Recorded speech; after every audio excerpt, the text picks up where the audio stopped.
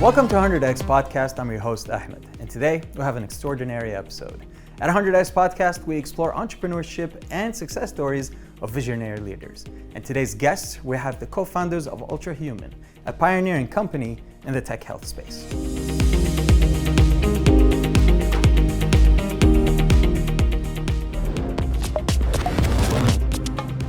Welcome. Hey.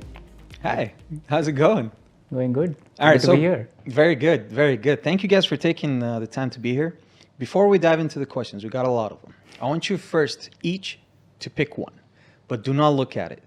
Pick one of those cards, slide it next to you, just do not look at it. Towards the end of the episode, then we're going to see what's going to be on it. So please. Alrighty, let's get started. Fantastic. All right, great. Before we get into any of those questions, I know that you guys lead a very, very, very busy schedule. So we would like to know how you guys actually handle your hobbies, right? If we could start with Mohit, please. What do you do if you're not working on Ultrahuman stuff?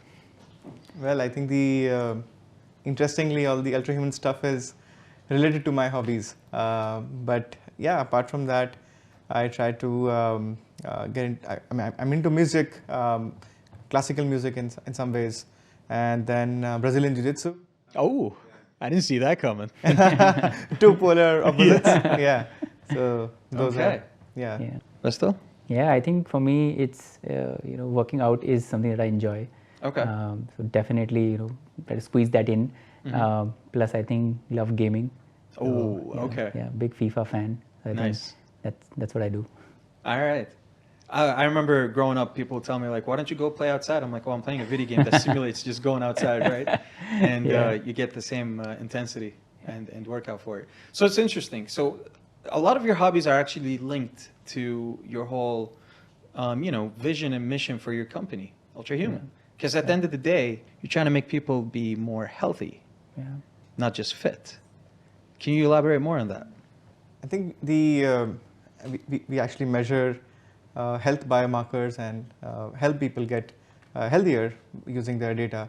So we do have a lot of, you can say, synergy with how people actually think about their life and their health, right? So closely integrated with how people live their lives. That's why whatever you pick in life, of course, we do have some degree of connection to everything that we just spoke about. But yeah, there's a lot to be done. Yeah.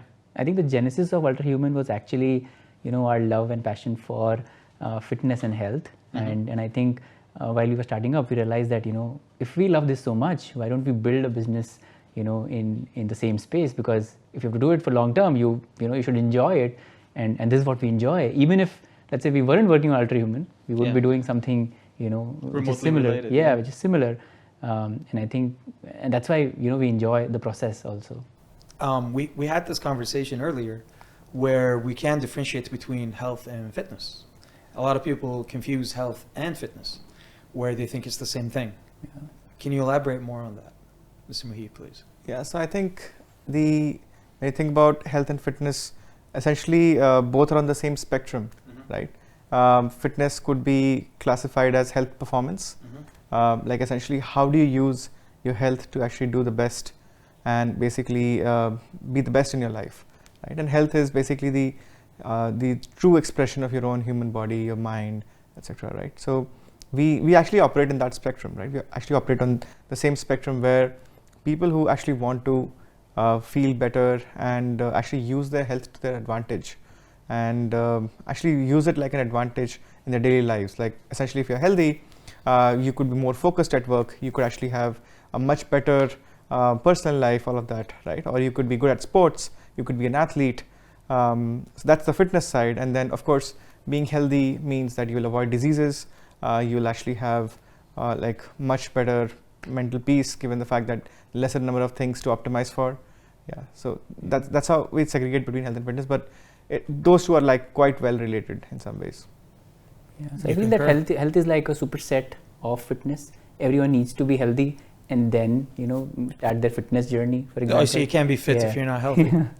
Yeah, of course. I mean, of course, we've seen that a lot of athletes. They may look fit, but actually they're not healthy. They're not healthy, right? So they're having In fact, the mortality rate of athletes, is a lot higher than typical individual. 40-year-old, you can say athlete and a sedentary individual, the mortality risk for 40% of the population is actually almost similar. Yeah. Well, on that topic though, have you ever seen something lately in terms of like movies, TV shows, healthy but you're not fit, or vice versa? Because there's a lot of, especially documentaries that are getting out there. Yeah. Any of those that like inspire you in any way to help you like figure out this difference between fitness and health? Actually, the latest one, the recent one that I saw was actually a documentary on longevity called Blue Zones, actually on Netflix. On Netflix, it's amazing. I should watch it. Okay. Yeah. It's actually the other spectrum, right? Which is how can you actually be healthy while not like complying to the norms of fitness that is talked about. Like we're talking about health, and when you just type health on your Google search engine, you'll notice that all sorts of products and brands and workout protocols and supplements get thrown at you. Right? Yeah. And that is the definition of health that we today have, right? Mm-hmm. Somebody growing up in this digital era will actually have this definition. But the reality is, the presence of health does not need to be only products and supplements and gadgets, right? Although we will talk about gadgets as well. Yeah, I think gadgets are going to be crucial in the next segment. So we do probably need those gadgets so you can just track a lot of this stuff. The crux of that documentary was that most long-living societies don't even have a gym in the areas, and they are just naturally active. They'll do gardening, they'll walk around, they'll be happy, the communities. That is what drives people to live longer. So I think that the definition of health, like we were discussing, is very fuzzy, right? And how do you be healthy is also really fuzzy, right? It's not like one supplement or a like pill that you have and suddenly you'll feel great. Yeah, it's not that easy. Well, how much of the health aspect is actually incorporated in your personal life that you take out of so you can adapt it to your business life? I think for me personally, I enjoy the process of discovering new answers for health. Okay. Which basically means that I would try new therapies, methods, tools, gadgets, supplements, everything, right? To understand what is the lowest hanging fruit of health that I could find for myself. And then how do we build systems to make it available to millions of people? Like my common way to describe this is basically to say like, the thing that gives me a dopamine rush is actually trying out a new health tool. Whether it works or not, it gives me the rush. Yeah. I see. Plus, I think we love, data from the body. So of course, even if we test something, we know, whether it's working or not working. And I think then we think of, how if it has impacted us, of course it'll impact, a large set of users, how we can get it to people, how they can improve their lives, right? And of course we are data backed, right? So that means that if it is improving some marker of my body, is when it is ready for consumer. It shouldn't be like something which doesn't work, and I'm just selling something which doesn't work. Well, on that note, what's your favorite food? You want to go first? I think it's the same for both of us. So probably, I don't know. Yeah. But you want to say it on 3? 1, 2, 3. Let's figure. 1, 2, 3. Biryani. There you go. But funny enough, you mentioned biryani, since you're in fitness and in health, and biryani is actually like one of the least healthy options. So how much of that data that you can actually get to incorporate in leading a more healthy life? I think one of the things that we want to change really is the fact that, or actually the perception of healthy and unhealthy being very, very extreme. Biryani is unhealthy in certain contexts, but for a lot of people, it might actually be healthy. Like for a 25-year-old athlete going to the gym, good muscle mass, good glucose control, it's actually, or anybody actually with good glucose control, biryani is actually quite healthy. And these blocks that we actually create about our life, that, oh, this is bad, this is good, life doesn't work like that, right? It's fuzzy, it's context aware. So in fact biryani is an ancient food. It's been eating like times immemorial. You can't say that it's bad. I think it's the lifestyle. Now that we are more sedentary, we are sitting and looking at our phones all day. Of course, that person can't eat biryani every day. But again, if you are active, if you are like living a lifestyle which supports biryani, go ahead and have it. And that's true for most things that we eat, right? So now there is ancient wisdom. You can have it, but are you like living that lifestyle that you can have it? I think that's like key. That the understanding if people have, then you can never demonize food. I think people just say, oh, you shouldn't eat croissant, you shouldn't eat sugar. I think that was the thesis that we started off with as well. That we want to build a company that is actually data backed and doesn't demonize food, because food is central to every community, right? All celebrations are around food, right? Yeah. We celebrate food. Now you can't say that I don't want to eat pastry today, it's Thanksgiving. You can't do that. It's just unfair. So I think we want to debunk that. Of course. Like even with Ramadan around the corner, right? What are you going to do? You're not going to eat? Yeah, Obviously, you're going to be eating. Yeah, it should be. Well, when was the turning point then in your careers where you're like, you know what, I need to make this because nobody else is doing it? Do you remember when? Our journey goes back to the fact that we were always like dabbling with the idea of health and fitness, but then essentially in the last, so we have known each other for 16 years now. Okay. And almost, I think in 2014, we started a company together, ran the company for a few years, exited the company together as well, almost the same time. And ended up hiring like 1.5 million people, one of the largest logistics technology company in the world. And then at the back of our minds, it was always about like going back to how do we go back to health and fitness, right? So I took a break. I went to Thailand to actually train mixed martial arts. Brazilian Jiu-Jitsu came into picture. That's where it came in. Yeah, and both of us used to actually, in our free time, used to discuss things like, oh, what do we start next? What do we do next? And we used to have like long chats for like 3-4 hours. And at the end, we would discuss some business ideas. And then at the end, we would conclude like, look, everything in health and fitness is very exciting for us. And then after a few months, like I think I spent like almost 6 months there, we decided that, look, the common thread of all our conversations is always health and fitness. So why don't we merge our passion and our intent to actually build a business here? That's how actually we started. Yeah. But the last business was actually food delivery, which was, we were delivering food. So, Biryani, most likely. So like, we were doing around 2 to 3 million transactions a day. Wow. And it was crazy operations. It was huge. And then we realized that, of course, food is such a fundamental part of every nation, of every community. How do we build health around it? How do we make, like you should be enjoying the food that you want to enjoy, but how do we fix that lifestyle that you have? Okay. That's how Ultrahuman basically came into the picture. All right, so Ultrahuman has, products where there's hardware that can study a lot of the data that you can collect via the sensors that you have, spits it into a software so people can make better decisions in their health. How much of the data that you actually get without the person actually choosing, for example, the gender orientation, that you can tell if this person is a male or a female?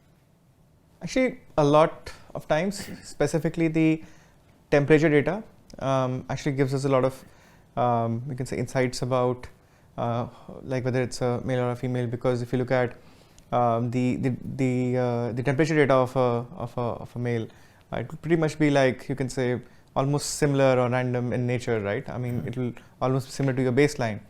But it's magical how, like basically the female temperature data essentially is like a sinusoidal curve throughout the month. It's a monthly cycle basically, right?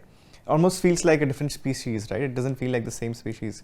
Yeah, of course, in male also, there's a nightly cycle, so your temperature reduces as you sleep, which is also common for female.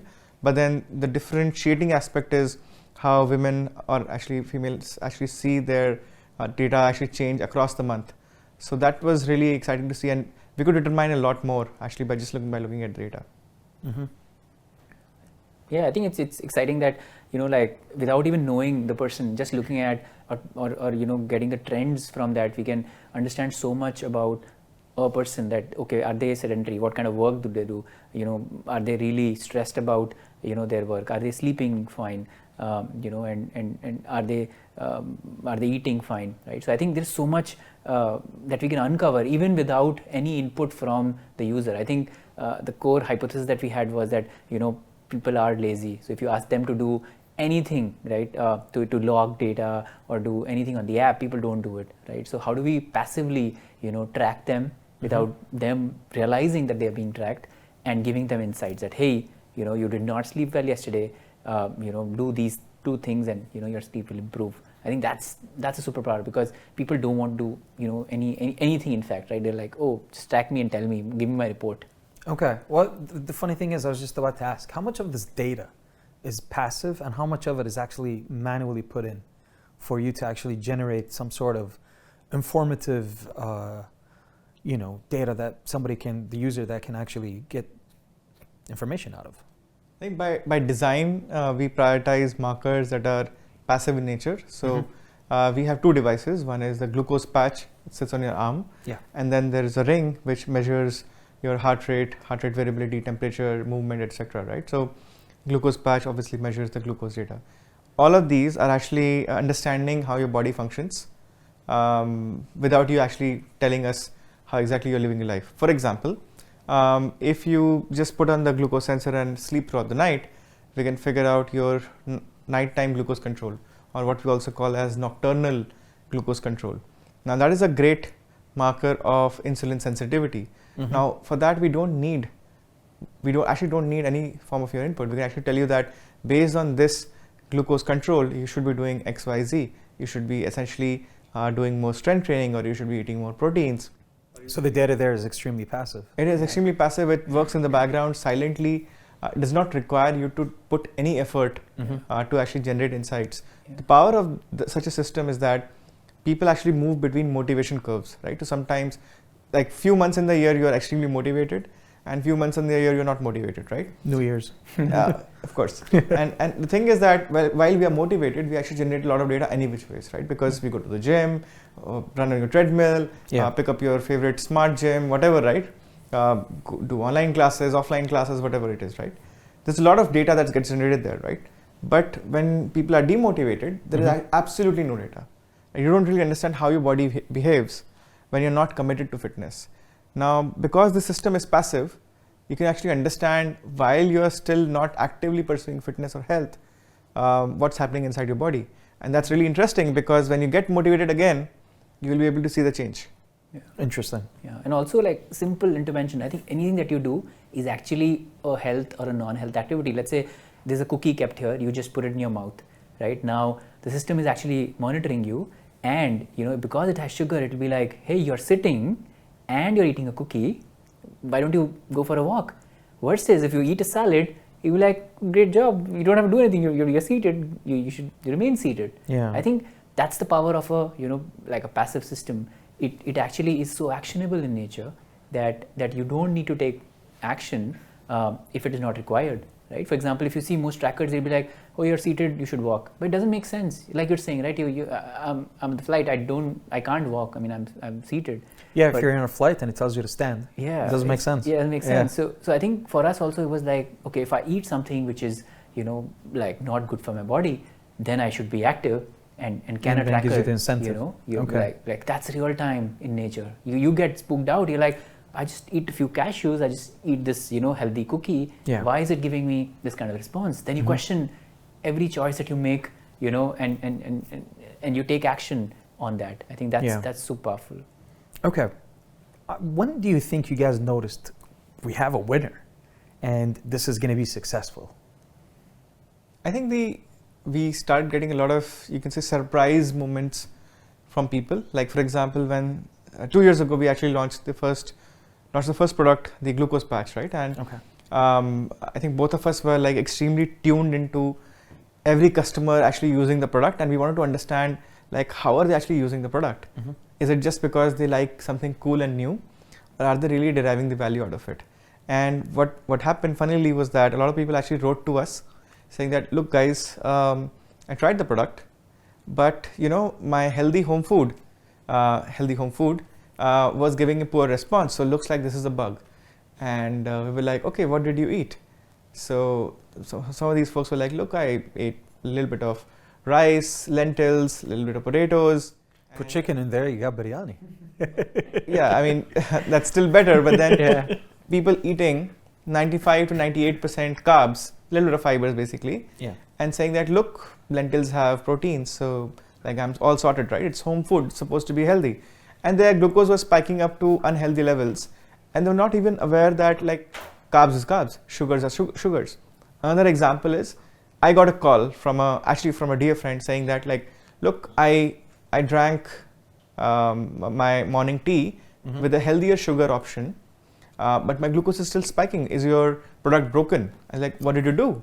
So look, I actually put a little bit of jaggery inside my tea, and it's supposed to be healthier than sugar. So if it's spiking my glucose, looks like something's wrong with the product. Yeah. I was like, jaggery is almost sugar. I mean, Yeah. there's no real difference in terms of glucose response. So the problem is that really smart, extremely aware people, they're bombarded with like thousands of things every day around this is healthy, that's not healthy, eat jaggery, not sugar, eat XYZ home food, it's better than takeaway food, etc. Right? But the reality is how your body behaves is very unique to you. Yeah. If you're a high stress individual, a lot of carbs are going to behave negatively because your cortisol will actually, or the stress hormone will actually ensure that your glucose will spike much higher than usual.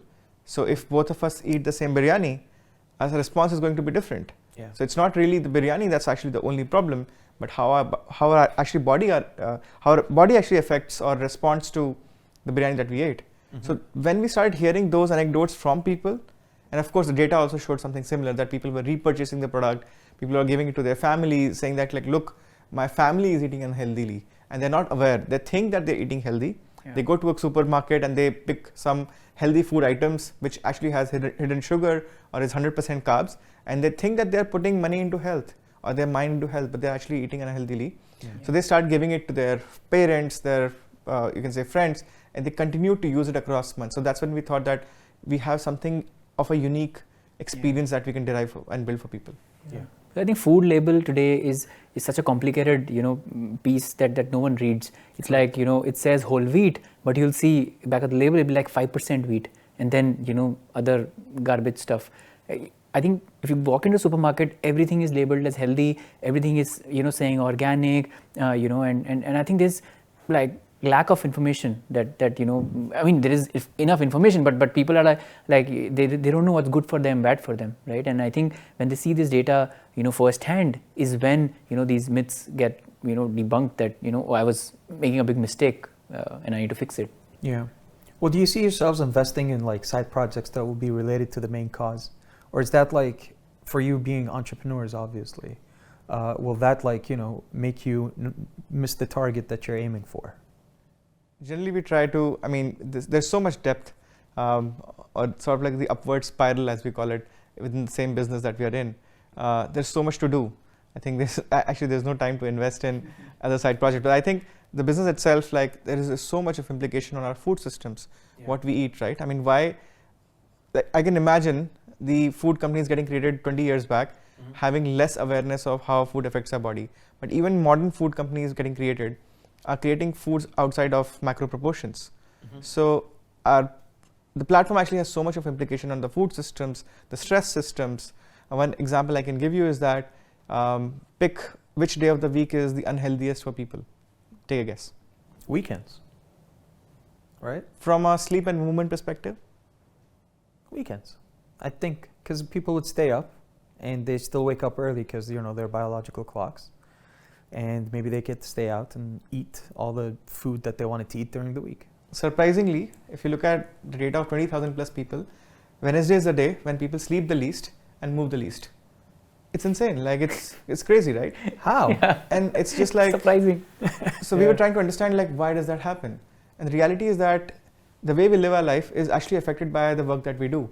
And Wednesdays turn out to be like days where you're just into work and you don't have any time to move, you're sitting sedentary. Yes, you might be eating slightly more healthily compared to the weekend, but the lack of movement has so much of implication, leading to actually lack of sleep as well, because if you don't move, your body does not feel the need to rest. Go to sleep, yeah. In a deeply restful way, right? Essentially, right? So, least amount of sleep, least amount of movement on Wednesday, highest amount of sleep on a Saturday, Sundays are slightly lower. Wow. Yeah. It's a reverse. We also thought, like, when you were imagining that, when do people, most rested and all of that, and it's contrary to, some of our views. But it's exciting. I think when we see this data, in different cohorts, in different geographies, I think it's exciting that how humans actually behave in a very similar fashion, and it's exciting that way. That is very exciting. Now, I noticed something that before you guys started this, you said that you were working in a company where it delivered food. So you're familiar with collecting data, right? What advice would you give for future entrepreneurs in terms of when they try to figure out their way? Do you need to have background data, or do you need to have the knowledge of whatever it is that you want to pursue, or the passion is enough for you to actually pursue what it is that you want to pursue? I think the definition of passion again is a little fuzzy, but I would go back to like the core thesis of entrepreneurship, right? Mm-hmm. It's the will to create. It's the excitement that comes with creation. And the fact is that anything that you want to create takes time. Any Correct. wonderful thing that you want to create takes time. Mm-hmm. So if there is anything that you could actually persevere and do for years and years, Mm-hmm. that you enjoy doing, that's the only thing that matters. Because if you don't enjoy doing that, there'll be one fine day, one cycle of demotivation that'll take away like all the effort that has gone into it. Yeah. So I think for me specifically, and Vatsal can add his views, I think it's about what is something that I can do even without, something that I would do by default, even if I was not working. I think it's the fact that you if you enjoy it, you perfect it, right? You're just into it so deeply that that it doesn't feel like work, right? And I think, like you're saying, right, if you are in entrepreneurship and the space that you are in, you should be like so deeply invested into it that again you don't need a background of that specific field, and you shouldn't be a logistics expert to build a logistics startup. If you are invested and you believe that okay, you can solve a problem, you should be the expert in years to come. It shouldn't be like today you're the expert, of course not. Yeah. But if you are constantly learning in that space, you will become an expert. I think Correct. there's no you can't do a degree on something and then say that I'm an expert in something. It doesn't Yeah. work like that. Well, with that said, what was the most challenging aspect for you guys to start your business? Since obviously both you have the passion, you have the drive, but life happens. I think it's still, it was the same thing, but even today, deprioritization of what do we do next actually is the biggest challenge that I think every entrepreneur faces, not just us, right? So the thing is, it's like this: when you start a company, you have a child's mind, so you have so many possibilities, right? Mm-hmm. There's so many things ahead of you. Everybody will actually come to you and give you a new idea that why don't you guys build this? You'll have hundreds of your own ideas, of course, right? And your friends will have hundreds of ideas. Now the problem is you can only do a few. You can only make a few of those ideas come to life. So which is the idea that you can pick next and fail the least, right? Because you will fail on some of those. Yeah. I think that continues to be a huge problem, and I think globally this has been studied. Like different companies have different systems. Mm-hmm. Some people have a rating system for ideas, for which one to pick next, the cost of an idea versus the feasibility. What we've realized is that I think one of the systems that we follow is the fact that if we pick the next feature, it has to be the feature or the product or the business line that actually is appreciated by people who are building the company first, Mm-hmm. not any user survey.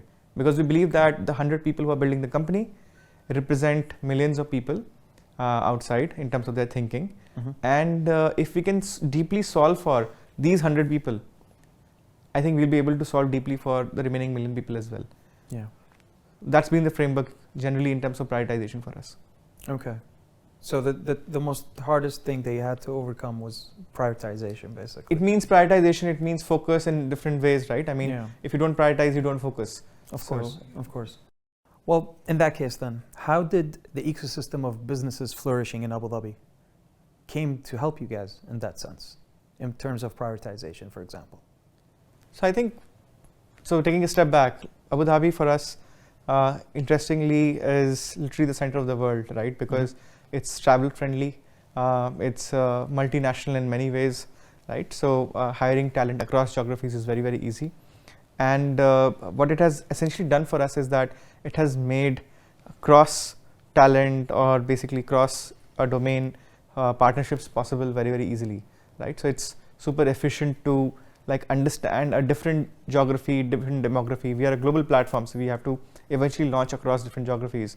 But where in the world would you actually find like almost 100 plus nationalities Yeah. and in one dense geography. Very diverse, Yeah. correct? And I think it's so exciting that we are of course building in health, but imagine a health platform that has to cater to the world. Yeah. Now, where do you get such a unique and diverse user set? It's nowhere to be found. Correct. And you know, when we landed here, we were like, oh, this is such a gold mine Yeah. of, you know, users that are actually, you know, willing to invest into their health. They actually love, you know, health and fitness products. They want to improve, you know, and the community is so vibrant that everyone's really ready to give feedback. Everyone's willing to, you know, test out the product and you know, like actually tell you that, okay, these are the things that should be improved. And you know, it's been amazing that way, that you know, we in such small vicinity, we're able to get, you know, such power user and their feedback. It's interesting that you say that, because how much do you think Ultrahuman has helped the landscape of technology and health in Abu Dhabi in particular? So I think what we're known for in general is that we are probably one of the pioneers in building hardware, or you can say biowearable devices here, right? And we believe that in the future, in manufacturing in the region specifically, building wearable devices or biowearable devices is going to be a strength of the region. Reason for that is biowearable devices manufacturing is very space efficient. It's basically like in a 10,000 square feet facility, you'd actually make like devices worth hundreds of millions of dollars eventually. So it's almost like robots making robots type of thesis, right? And the amount of land available here, you don't need like many natural resources as well, right? You just need like small scalability and technology and basically engineering to be in one place. And we believe that given that Abu Dhabi is the center of the world in many ways, like logistically, this region is the center of the world, we could actually create like a world-class hardware engineering company out of here. And this is what we are known for as well in the Abu Dhabi guide, that, oh, look, these guys are actually creating a hardware business, which is generally like slightly more complex compared to like just building software or just building one layer above. So I think we believe that we would love to, in the future, like work with companies here who would want to get deeper into hardware, given the fact that each one of these, creating one piece of hardware requires 100 plus steps, like to like at every level, right? There's assembly, there is manufacturing, there is PCB design. We'd love to partner with companies where we could actually either work with them or guide them or actually learn from them and improve our processes as well. Okay, so a lot of the infrastructure that already is established by Abu Dhabi in terms of the ecosystem of technological improvements probably helped you in developing yourself as a hardware company. Yeah, I think the best one is basically in terms of attracting global talent. Okay. Because this is such a natural place for everyone to be here. For us to get scientists and engineers and PhDs from different geographies to come here and actually create something wonderful. It was like a slam dunk for everyone, right? Amazing. Yeah. That's fantastic. We started off in India, but again, you know, like India has its capability from a hardware manufacturing perspective, and you know, I think we found like talent is willing to, you know, let's say move here and you know, because of the vibrant community and the ecosystem that has been created. So from the opportunities that you guys had due to the geographic location and you know, all the feasibilities that you can get because of being in Abu Dhabi, what kind of advice can you give you know, starting entrepreneurs in terms of starting their business here? I think the best advice I got was the fact that so generally, like when people think about Abu Dhabi and UAE, they're like, oh, would I be limited by population in terms of number of people I can actually access? And the reality is that they have to think about the population very, very differently. It's like you can say close to 10 million people. Okay. You can say almost 40, 50, 60% of the population is highly compatible for the product that they're building. So nowhere in the world you'll have such density of population, right? Is that related completely to diversity as well?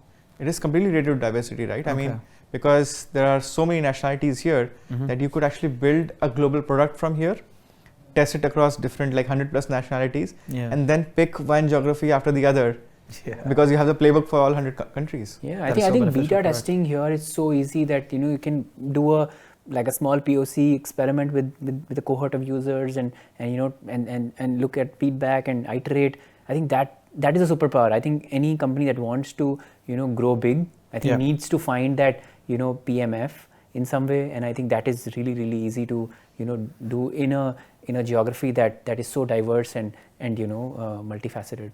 Fantastic. All right, let's get to the fun stuff. We might not have biryani. We'll play a game. So if you can choose a game from, let's see, like chess, darts, Legos, Rubik's Cube, or Jenga. Please pick Jenga. Okay, let's do Jenga. Let's do Jenga. All right. Yes, let's do it. Let us do it. But while we're doing it, I'm going to be testing you guys with your multitasking skills. So I'm going to be asking you riddles and a few Really? questions. Yeah, while you do this, all right? So Okay, I hope they're easy ones. they're very, very easy. No, I promise. They're very, very easy.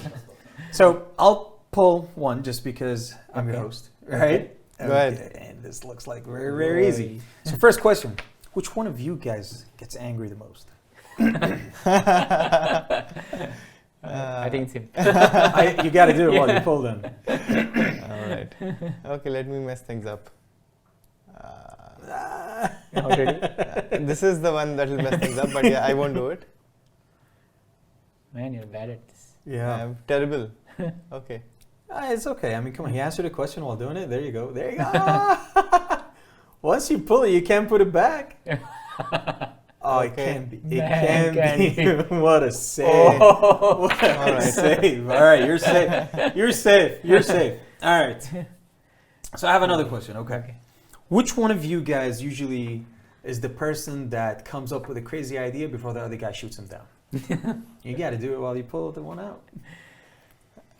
I think both of us do the same. Oh, it's simultaneous? Yeah, it's simultaneous. I think both of us are crazy. I think randomly we'll get up in the morning and like, I have a crazy idea. He's Yeah, like, please don't hit me. yeah. But I mean, it's good if you guys keep yourself in check. So Yeah, in yeah. terms of like, where you should go with Yeah. the next product, for example, Yeah. right? But I Yeah. You think, guys keep yourself in yeah, check. but I think a lot of times these crazy ideas have actually, materialized and, we have a ring. So, Yeah. Yeah. It's a crazy idea, right? yeah. All right. So let's move to riddles, okay? I'm going to pull this, and then you guys can answer the riddle when, let's see. If you lose, then. Yeah, that's going to suck if the host loses, right? So I just got to make sure. There we go. All right. So the first rule. I'm the size of an elephant, but I weigh nothing. What am I? You're While you're pulling, my friend. okay. I'm the size of an elephant, but I weigh nothing. You're an elephant. You're an elephant's picture. That's what you're going with? Yeah. It's close. What do you think? Elephant shadow. Yeah! I can't believe you actually got it. That's You good see, one. you still got to pull. Yeah, You still got to pull. yeah, it doesn't count as a nice. Yeah. Elephant's shadow. I didn't even get it when I saw the question. know. I didn't even get it. Really? Yeah. All right. I have another riddle. I'm essential for your body to function. There you go. It's a health question. All right. So I'm essential for your body to function properly and stay hydrated. I come in various flavors and can quench your thirst after a workout. What am I? Want me to read it again? What a. Yeah. Yeah. The answer wasn't the question. Oh, That was did- easy. Look at you. That was easier. Yeah, that was easy. It's my turn. Yeah. All right, because I'm the host, I'm just gonna glitchity glitch and ooh, Oh. You're gonna that's lose, interesting. buddy. That's interesting. Don't do that. Sure, I'm gonna ruin it all. No, yeah, shit. This Oh. Oh, I just made This it is- interesting. Oh man. Ooh, man, you made it harder. What am I doing? All right. Let's see. I'm something you need every day, yet often forget about me. I can help you stay strong and healthy, but neglecting me can lead to fatigue and weakness. What am I? Sleep. Not close. You do need to sleep. Can you go again? Yeah, sure, while you pull it up. Yeah. I'm something you need every day, yet you often forget about me. I can help you stay strong and healthy, but neglecting me can lead to fatigue and weakness. You don't forget about sleep because you can't. Exercise. Yeah. You're good. Man, You're good. You're at it. good. Yeah, I agree. You ready? All right. How can you make a wow? Wow. Did you just pull that out? Wow. How can you make a slow and lazy athlete fast? It's Leave a dog behind. Make him wear the Ultrahuman ring. What did you say? Make them wear the Ultrahuman ring. Of course. Of course. Yeah. Of course. But that's not the answer we're looking for. I can't believe I pulled that. How can you make a slow and lazy athlete fast? Make them get a Ultrahuman ring. All right. The answer is don't let them eat anything, especially biryani. Can't believe you guys went through the riddles like that. Yes. Can you pull it? Yeah, I think it's No. This will. blow it. So treat this like an actual problem that you might have at work. How would you go about it? Okay. I'll help. This one's. Okay. Yeah. Wow. Wow. Wow. You can't hold it. So now it's 2 against 1, I see. Oh, man. That's crazy. teamwork. We do teamwork. That's crazy. Yeah. It's, All right. it's getting really hard. Out of the both of you, who do you think is the person that's going to always sustain the other one? Moving forward. Sustain the other one. Yeah. Like positive. That way? Of course. And you got to do it while you pull something out. Yeah. Wait, my turn. Not you? Yeah. Oh. Yeah. I think. I need an answer. Thinking.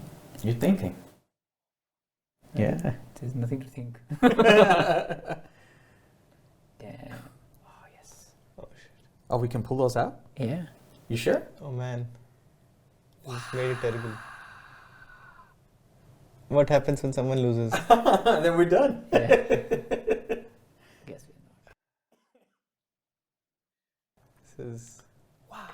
Oh. Wait, I think. Okay. Yeah. I think it's gonna be me who's gonna pay the price. Yeah.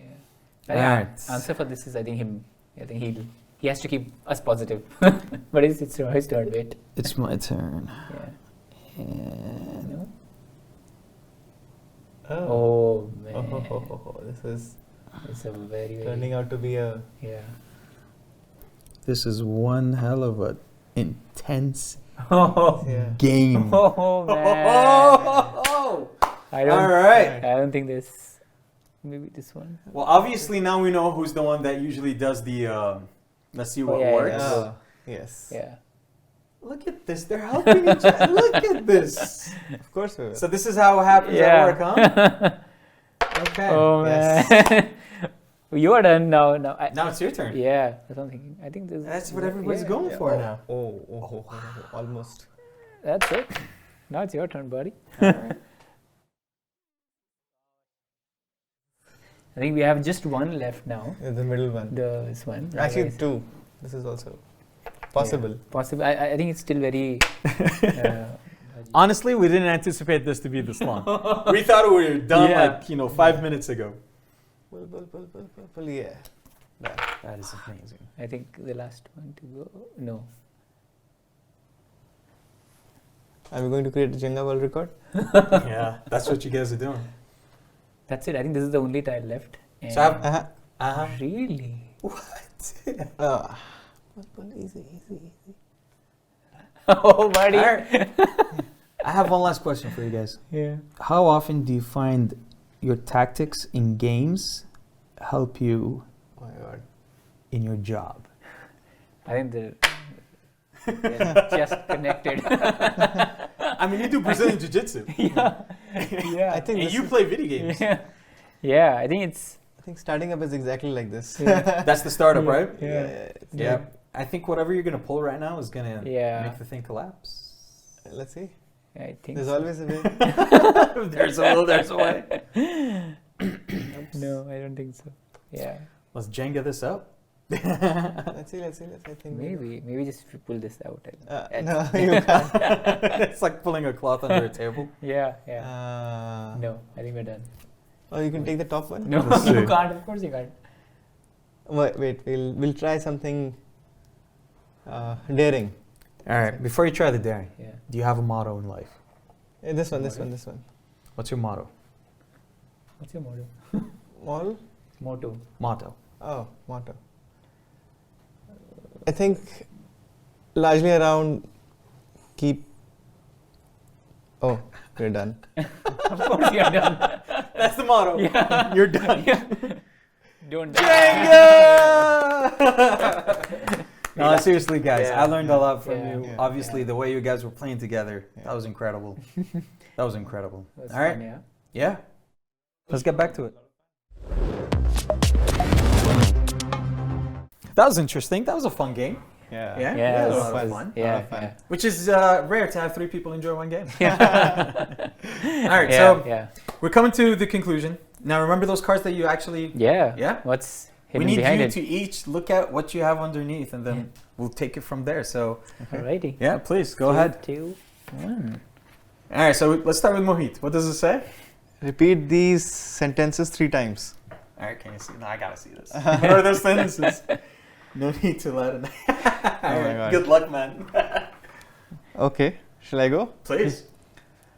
No need to light a night light on a light night like tonight. No need to light a night light on a light night like tonight. No need to light a night light on a light night like tonight. There you go. What about you? Mine is, if you need to choose a new name for yourself that accurately reflects your personality, what name would you choose and why? Captain Biryani. There you go. See? That's a good one. That's a What good you one, got? yeah. Captain Biryani? Captain That's where we're Biryani. going? Yeah, All right. yeah. So we come to the conclusion. Yeah. Thank you guys. I had a lot of fun talking to you guys, and I hope this Yeah. episode inspires a lot of entrepreneurs. And, good luck, and can't wait till your next product, because I know that's the most challenging part. Yeah, All right. Thank you for hosting us. No, absolutely. So let's just take a selfie Yeah. and let's call it do a that. day. Let's Let's do it. take one? Let's do it. Yeah. All right, great. We got it. All right, great. Thank you guys. Thank you. It was a pleasure having you. Thank you for Had a hosting fantastic us. talk. Yeah, No, absolutely. Thanks. All right. So as we come to conclude in this episode, we had such a fantastic conversation. I hope somebody learned from this. And if you want to know more about entrepreneurship and success stories like this, make sure that you subscribe so you can watch another episode. Thank you for watching. I'll see you in the next one.